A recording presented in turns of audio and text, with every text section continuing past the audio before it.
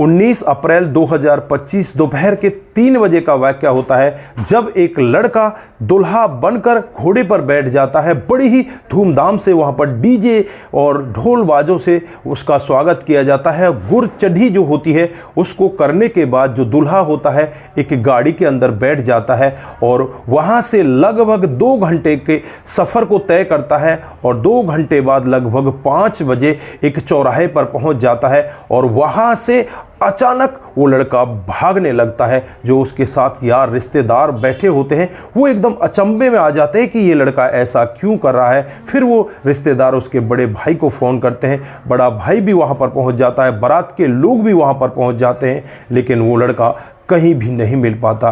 दूल्हा अचानक गायब हो जाता है, चारों तरफ हंगामा मच जाता है और रात को करीब 9 बजे जब उस लड़के के बड़े भाई के पास एक फ़ोन आता है तो उस फ़ोन में यही कहा जाता है कि लड़के की डेड बॉडी यहाँ पर पड़ी हुई है। दोस्तों, जब बड़ा भाई ये पूरा वाकया सुनता है तो अचानक ही वो एकदम से बेहोश हो जाता है और फिर जब उसे होश में लाया जाता है, जब यहाँ पर इस पूरे मामले को डिटेल से खंगाला जाता है तो एक ऐसा सत्य वहाँ पर दिखाई देता है दोस्तों, जिसे देखकर हर कोई व्यक्ति दंग हो जाता है। इधर दुल्हन पक्ष को जब ये पता चलता है कि उसका दूल्हा आज बारात लेकर आने वाला था वो रास्ते में ही मर चुका है, तो दुल्हन की भी हालत यहाँ पर बहुत ही ज़्यादा ख़राब हो जाती है। वो भी बार बार बेहोश हो रही थी। दोस्तों, कहाँ का था ये मामला, किस वजह से दूल्हे ने ऐसा किया था या दूल्हे के साथ किसने ऐसा किया था? अगर आप लोग भी पूरे मामले को डिटेल से जानना चाहते हैं तो वीडियो के साथ अंत तक जरूर बने रहिए। दोस्तों, आगे बढ़ने से पहले हमारी वही रिक्वेस्ट कि जो हमारे चैनल के साथ नए हैं कृपया करके चैनल को फॉलो कर लें, बेल आइकन को जरूर प्रेस करें। नमस्कार, जय हिंद। आप देख रहे हैं APH न्यूज राहुल रावत के साथ। दोस्तों, आज की जो हकीकत की घटना आप लोगों को बताने जा रहा हूं, उत्तर प्रदेश में एक जिला पड़ता है रायबरेली और इसी का सलोन थाना इलाका है।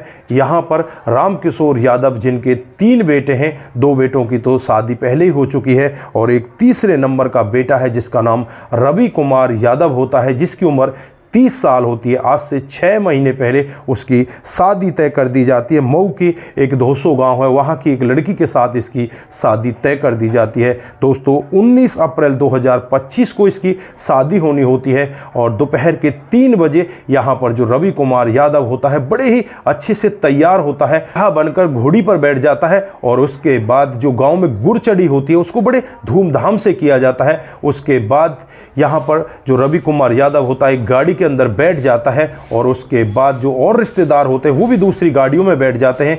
कुछ इसके एक आध यार दोस्त और एक आध रिश्तेदार और ड्राइवर इसकी गाड़ी में बैठे होते हैं। दोस्तों, गाड़ी वहां से चलने लगती है, लगभग 45 किलोमीटर की दूरी गाड़ी तय कर लेती है। अमेठी के सेटा चौराहे पर पहुंच जाती है और वहां उस समय लगभग 5 बजे होते हैं। अब जैसे ही गाड़ी चौराहे पर रुकती है, जो दूल्हा होता है रवि कुमार यादव अपनी गाड़ी में से एक बैग उठाता है जिसमें उसके कपड़े रखे होते हैं और उस बैग को उठाकर वहां से भागने लगता है।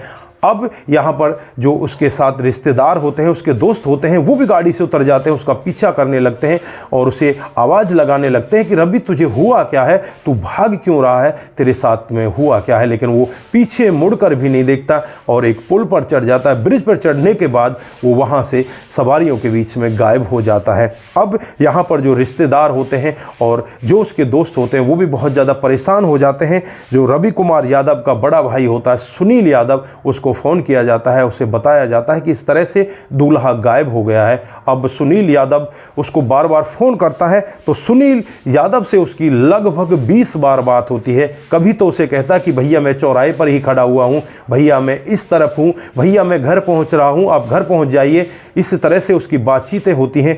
सुनील यहाँ पर बार बार उसे फ़ोन करता, वहाँ पर सारी बारात उसी चौराहे पर पहुँच जाती, चाहे भी रवि कुमार का पता नहीं लगता। दोस्तों, 6 बज जाते हैं, 6 बजे अचानक ही उसका फ़ोन बंद हो जाता है। अब यहाँ पर सुनील यादव, उसके घर वाले, सभी लोग बहुत ज़्यादा परेशान हो जाते हैं। परेशान होकर तमाम तरह की अपनी कोशिशें करने लगते हैं, एड़ी से चोटी तक का जोर लगा देते हैं, लेकिन कहीं से भी रवि कुमार यादव का अता पता नहीं लगता।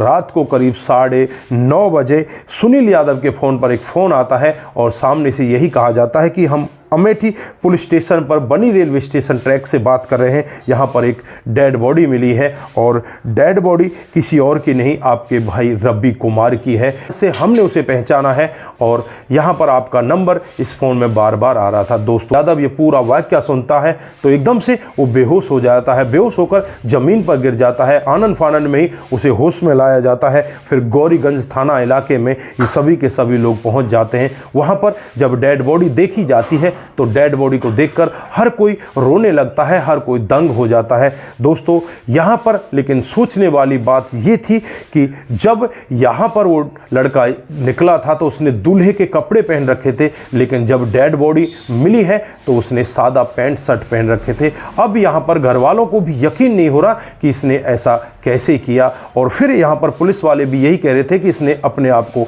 ख़त्म किया है। लेकिन घर वाले कहते हैं कि इसने अपने आप को क्यों ख़त्म किया, तो यहाँ पर वो बताते हैं कि प्रतापगढ़ से लखनऊ की तरफ एक ट्रेन निकलती है जो मालगाड़ी है और उस मालगाड़ी का जो लोको पायलट है वो यहाँ पर स्टेशन मास्टर को खबर देता है कि मेरी गाड़ी के सामने एक व्यक्ति आ गया, वो चपेट में आ गया है, उसे यहाँ से उठवा लेना, शायद वो ख़त्म हो चुका है। दोस्तों अब यहाँ पर जैसे स्टेशन मास्टर पुलिस वालों को खबर करता, पुलिस वाले वहाँ पर पहुँच जाते हैं। आधार कार्ड से इस लड़के की पहचान होती है। अब यहाँ पर बड़ी बात रह गई कि इसने ऐसा कैसे किया, कपड़े इसने कहाँ चेंज किए। दोस्तों तो यहाँ पर बताया जाता है कि उससे पहले जब ये बैग लेकर भागा था तो एक ट्रेन के अंदर चढ़ जाता है और उस बैग में इसके कपड़े होते हैं और वहीं पर जाकर वहाँ ट्रेन में ये अपने कपड़े चेंज करता है। कपड़े चेंज करने के बाद वापस ये रेलगाड़ी जो मालगाड़ी होती है उसके सामने आकर खड़ा हो जाता है और वहीं पर इसकी मौत हो जाती है। दोस्तों इधर जब लड़की पक्ष को इस सब के बारे में पता चलता है तो लड़की पक्ष का भी रो रो कर बुरा हाल होता है कि आज उसकी बारात आनी थी, उसका दूल्हा उसके दरवाजे पर आना था, लेकिन उससे पहले ही उसकी मौत हो गई। दोस्तों लड़की भी यहाँ पर सदमे में होती है। आसपास के लोगों से यहाँ पर जब बातचीत की जाती है तो तरह तरह की यहाँ पर बातचीत लोग बात करने लगते हैं। कुछ लोगों का तो मानना ये होता है कि ये लड़का किसी और दूसरी लड़की से प्यार करता था और उस लड़की ने इसे धमकी दी थी कि अगर तुमने शादी की तो मैं उसी जगह पहुंच जाऊंगी और तुम्हारे परिवार की बहुत बड़ी बदनामी होगी, इस वजह से इसने अपने आप को ख़त्म किया है। लेकिन ये सभी बातें अभी हवाओं में चल रही हैं, अभी इसका कोई पुख्ता सबूत नहीं है।